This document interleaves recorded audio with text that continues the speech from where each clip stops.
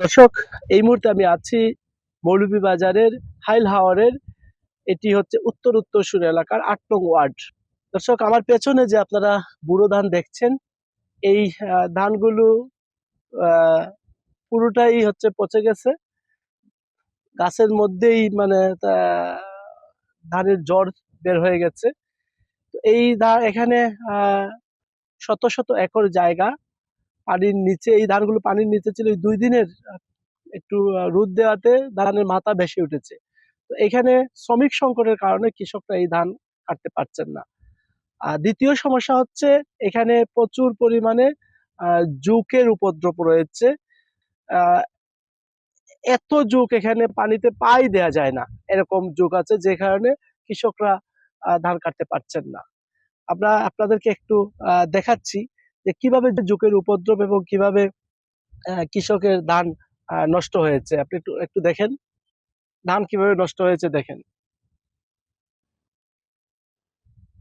তুলা রাখো। দেখাই। আপনারা দেখেন, এই যে একজন কৃষক, এখানে ওনার এখানে 25 কিয়ার ধান পানির নিচে তলিয়ে গেছে। তিনি পাটা রেখেছেন এখানে একটু সময়ের জন্য। আমরা দেখাচ্ছি যে ওনার পায়ে কি পরিমাণ জোঁকের উপদ্রব আছে। এই যে দেখেন, ওনার পায়ে জোঁক ধরেছে। এই যে জোঁকে ধরেছে, এই যে জোঁকে ধরেছে। প্রায় 25 কেয়ার জায়গা আমি চাষ করি। আমি একজন উদ্যোক্তা। আমার অনেক ক্ষতি হয়ে গেছে। আমি ধান কাটার মতো না, আমি শ্রমিক নিয়ে এসেছিলাম। আজকে ওনাদের সাথে অনেক বাকবিতণ্ডা করি। ওনারা 8,000 9,000 টাকা বলে, আমি বলছিলাম শেষ পর্যন্ত 6,000 টাকা হলে কাটো। ওরা ওনাদেরটাই বহাল রাখলো, আমারটা রাখলো না।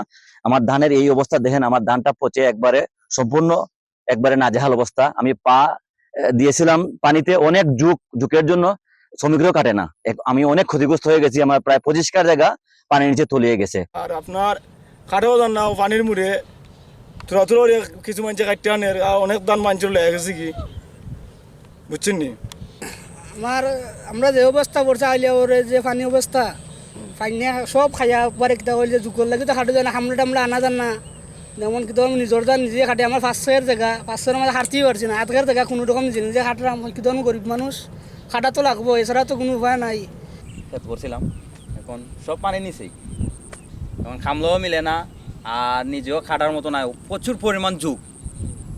পরিমাণ যুগে ধরে, বুঝছেন নি? এখন মানুষ দিয়েও টাকা পাওয়া যাইতেছে না।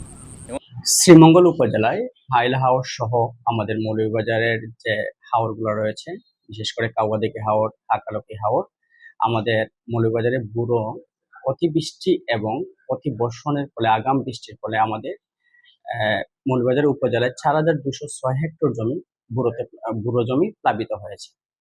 তার মধ্যে আমাদের হাওরে কর্তন হয়েছে 90% এবং নন হাওরে 40%। এর মধ্যে শ্রীমঙ্গল উপজেলায় আমাদের 258 হেক্টর জমি হাওরে টোটালি ক্ষতিগ্রস্ত হয়েছে এবং নন হাওরে 6.6 হেক্টর জমি ক্ষতিগ্রস্ত হয়েছে।